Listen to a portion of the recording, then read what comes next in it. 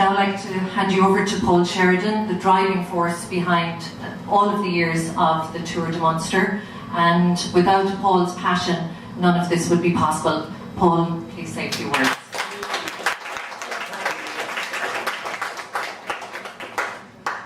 Sorry folks, thanks a million for coming here this evening. It's actually massively humbling to stand before you and talk about the tour, especially in company of people like Sean, Aidy and Miriam, who do so much to help it be the success that it is, but also all of the cyclists. You know, I'm not used to looking at them in this direction usually. I'm looking at their asses as they disappear up the road, because sometimes I feel I've trained them too well and they're just leaving me in the shade. I hope as I get a little bit older I might be allowed to swap my bicycle for a motorbike and go with them, but we'll see. We all talked about the alternative energy that SWS provides and the carbon footprint that it saves. As a tour, the fact that 80 cyclists or so go off so often, we think we save a lot on the carbon footprint, but I think we compensate with the methane outlet that we have. So I have to apologise to the environment on that end of things. The tour itself is, I guess, there's a load of C's. It's in Cork. It's a community. It's a celebration of charities like 80s. It's a celebration of cooperation, because if it wasn't for cooperation between charities and between cyclists internally, it wouldn't be possible to get 75 people around this route in the kind of time frame that we do it in.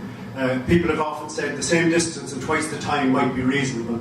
So we do know that on the first day we do 120 miles. A lot of people would say that's enough for a weekend. You know, we do it. A guy a couple of years ago came to join it, like me Hall, and he told his friends, I'm going out to cycle 100 miles, I'm going out to cycle 400 miles over 4 days, that's 100 miles per day. And his friend said, that's great, 100 miles in 4 days, that's outstanding. He said, no, it's 100 miles every day for 4 days. And they said, you're taking the piss. So we kind of are in a way, but I guess we're simply trying to emulate what heroes like Sean and the likes have done for years. They have gone to much deeper extremes and much greater pain than we ever suffered. And sure, we suffer a little bit, and people like Doreen often write press releases that describe it as grueling. I always correct that, because it's actually a privilege to be able to do it. It's an honour to be able to do it, and to be able to do it for the sake of people who would die otherwise.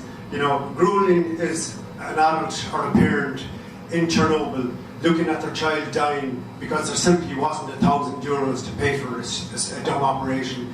A simple case of putting a piece of Gore-Tex in a child's heart, you know, that's grueling, that's real pain, and that's pain that we can help other people avoid. We, as volunteers, we decide whether we want to suffer going up and down the Connor Pass and stuff like that. That's a choice that we make. These people don't have that choice, and 80 flies a fantastic flag for them.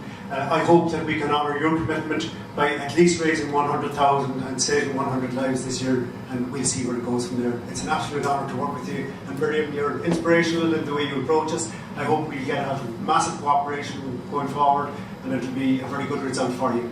Thanks a million.